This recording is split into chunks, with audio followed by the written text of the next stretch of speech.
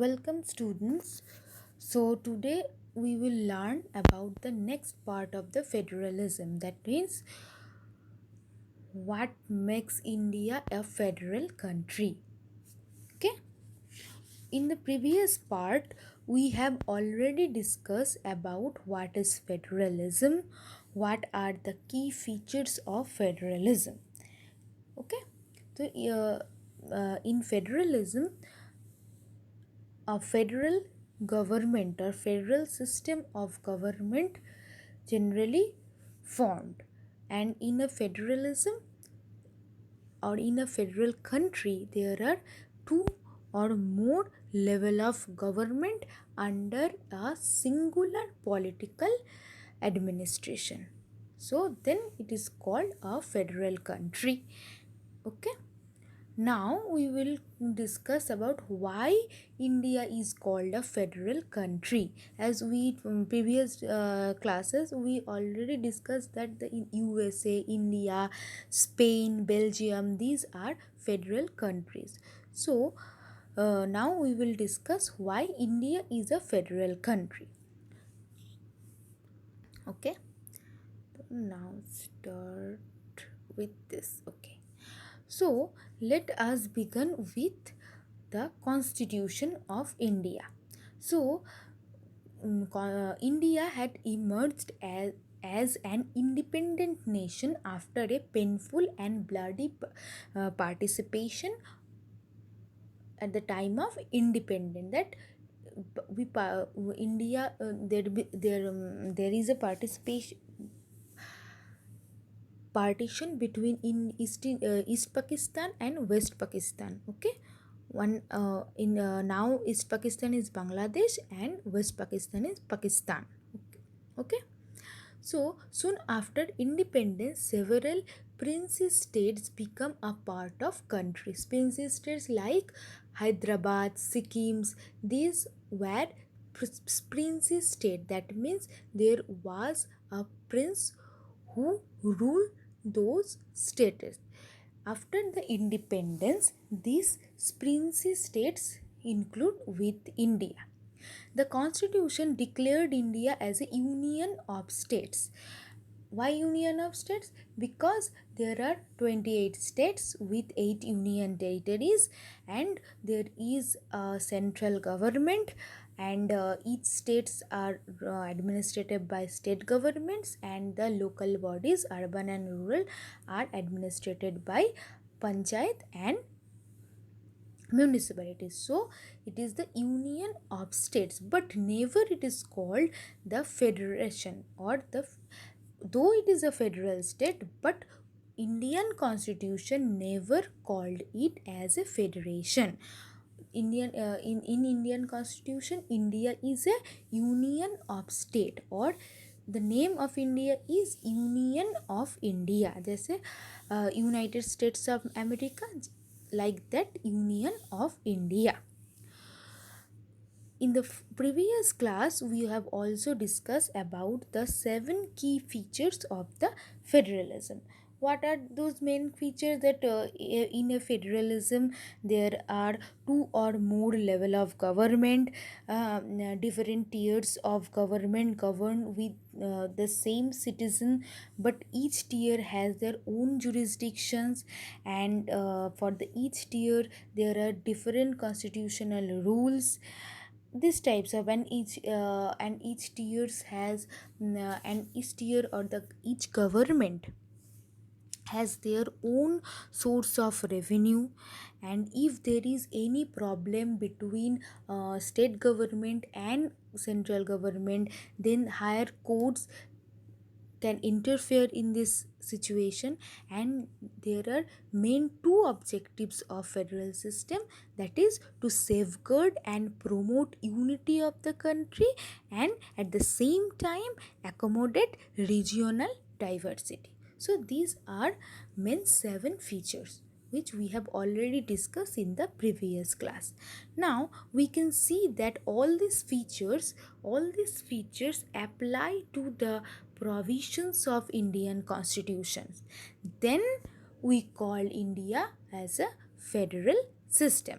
And at the time of the independence, or when the constitution was made, then there are only two tier of government, that is union government and central government.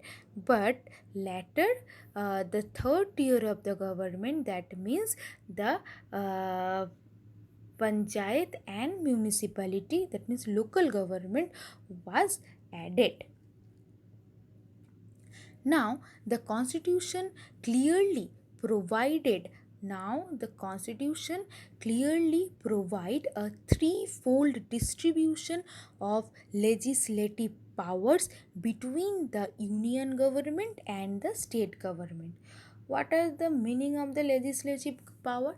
We have already discussed in class 9. Legislative power means legislatures, that means parliament or legislative assembly, who has the power to make or change any law on the behalf of our country, on the behalf of our citizen.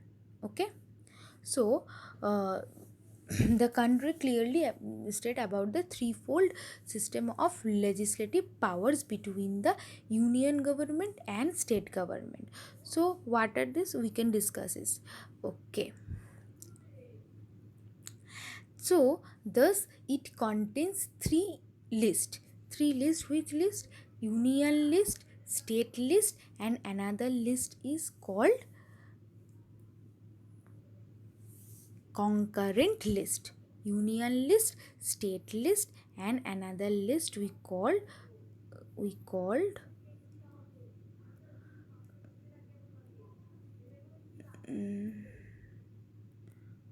okay, we call is concurrent list. Maybe here it is not defined properly. Okay, so discuss the union list. What is the union list? Union list, uh, there are few subjects, or we can say few area which are under the jurisdictions or legislature of central government. Only central government can change any law, can impose any further restrictions on the existing law, and can earn any revenue from these sectors. Only central government has the right. Okay, so which are these things included in union list? Number 1, defense. Next, foreign affairs, banking, communication, and currency. Okay, so the union government alone can make laws relating to this subject mentioned in the union list. And in the union list there are almost 97 subjects which are under union list. And in these subjects have only central government have only the power to change the laws, okay, related to in these subjects which are under the union list. Next thing is the state list.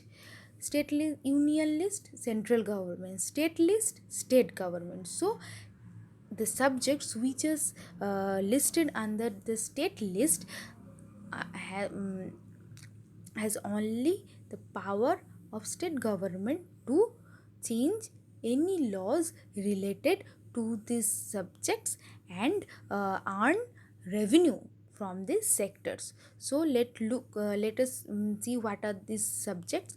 Number 1, police, trade and commerce, agriculture, irrigations. Mainly these are the subjects. And as we already discussed that in the union list there are almost 97 subjects. In the state list there are 66 subjects which are enlisted under state list. Okay, now what is the concurrent list? Okay, what is the concurrent list? Concurrent list, which list are uh,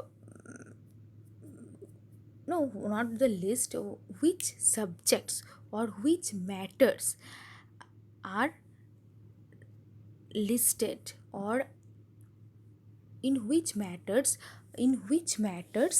both the state government and the central government have the power to change laws, then it is called the concurrent list. Like trade union, marriage, adaptation, succession,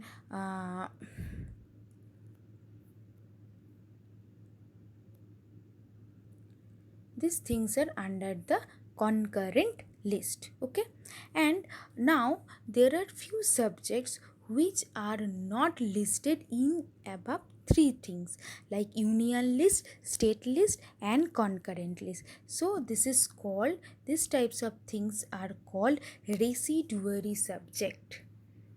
Residuary subjects, like computer software, computer related things, e-commerce. These are residuary, matlab these things are not listed under any any of these three lists, like union list, state list, or concurrent list. Okay, so these things are called residuary list. Now, okay, this is the residuary list. Okay. Now we will discuss about the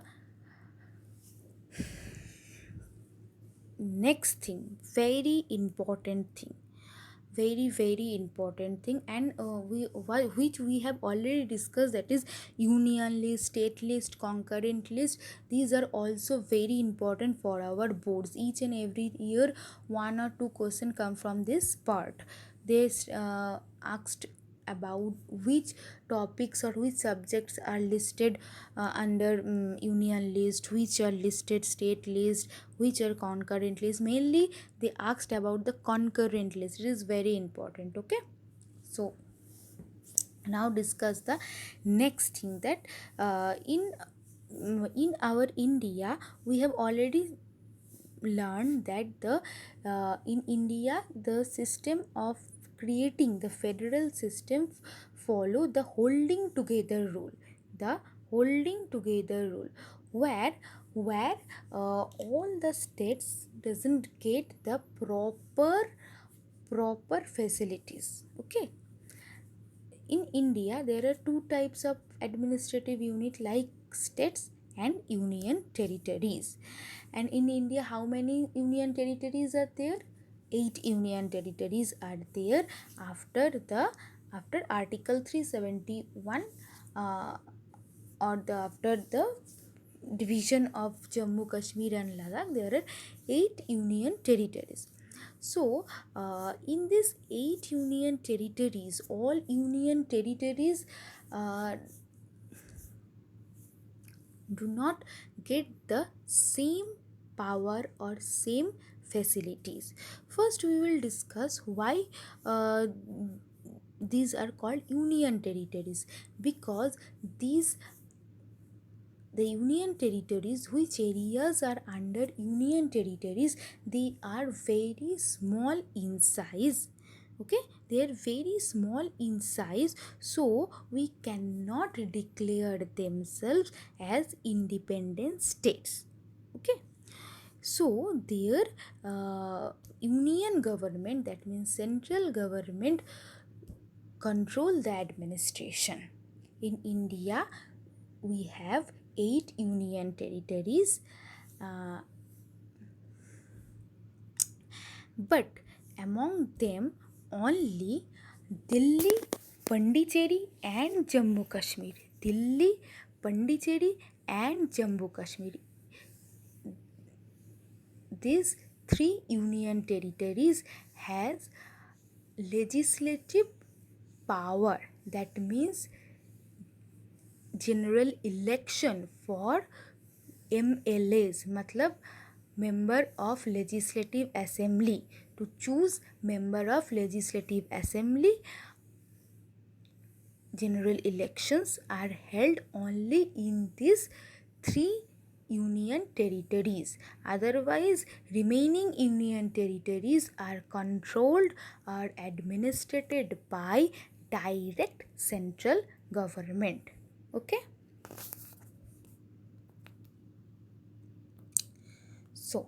So these are the main three things of the uh, Indian federal system.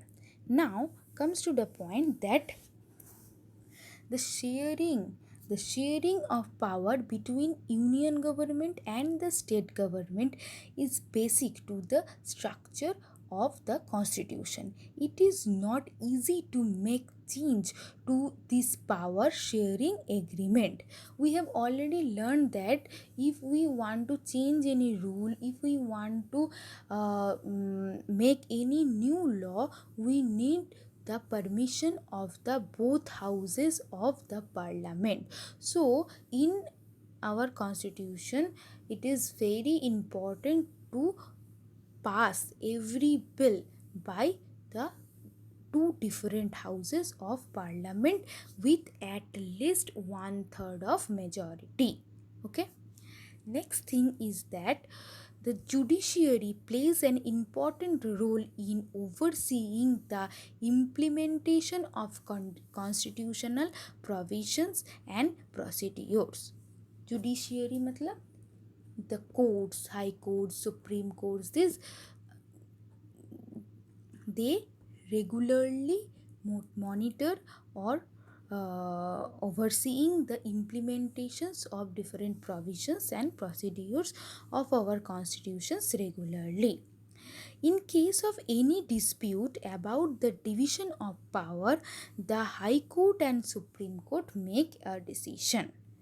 The union and state government have the power to raise resource by levy tax in order to carry on the government and the responsibilities assigned to each of them. So we have also discussed that the union and state government have different sources of revenue for each level of government to earn, to maintain their financial autonomy. So in this regard, union and state government can impose taxes on different subjects to earn their financial autonomy.